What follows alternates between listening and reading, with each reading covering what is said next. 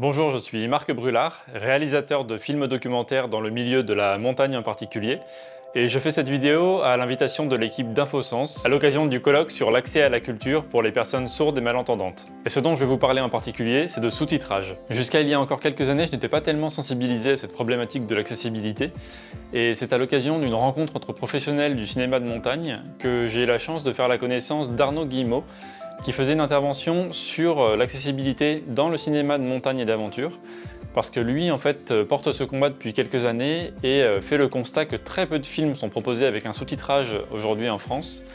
Et il m'a fait prendre conscience de cette problématique et du nombre de personnes concernées, 6 millions de personnes sourdes et malentendantes en France, qui se retrouvent de ce fait exclues des festivals de montagne et d'aventure. Et cette intervention est tombée en fait à un moment où j'avais déjà attaqué le sous-titrage de mes films, mais pour d'autres raisons. En fait, au départ, c'était tout simplement une raison technique, qui est que j'avais besoin que mon film soit visible dans des festivals à l'étranger. Et donc pour faire un sous-titrage anglais, j'avais trouvé que la méthode la plus rapide était d'abord de le sous-titrer en français, puis de faire une traduction du français vers l'anglais, et de pouvoir ainsi obtenir un sous-titrage anglais.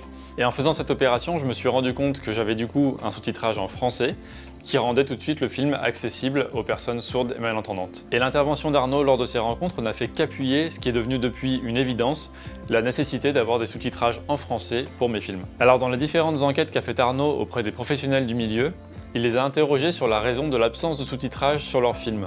Et en fait, il y a deux raisons principales qui reviennent tout le temps, c'est un manque de budget et un manque de temps à dédier à la création des sous-titres. Alors il m'a semblé important de passer un message au travers de cette vidéo, c'est qu'on peut réussir à faire du sous-titre avec très peu de budget et très peu de temps. Pour ma part, comme de nombreux réalisateurs de films de montagne et d'aventure, je travaille avec des budgets très serrés, quelques dizaines de milliers d'euros, voire parfois beaucoup moins.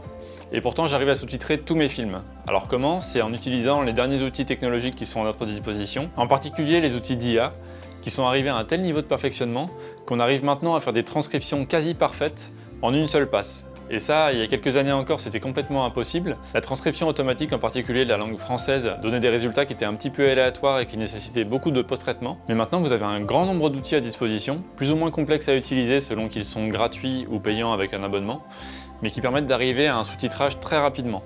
Et j'estime que pour un film de 52 minutes, en 1 heure de travail, je peux avoir quelque chose de potable. Et après, si je veux vraiment aller dans le détail et avoir quelque chose de très fignolé, je vais peut-être passer 4 ou 5 heures de travail pour arriver à un sous-titrage en français qui soit vraiment très bon.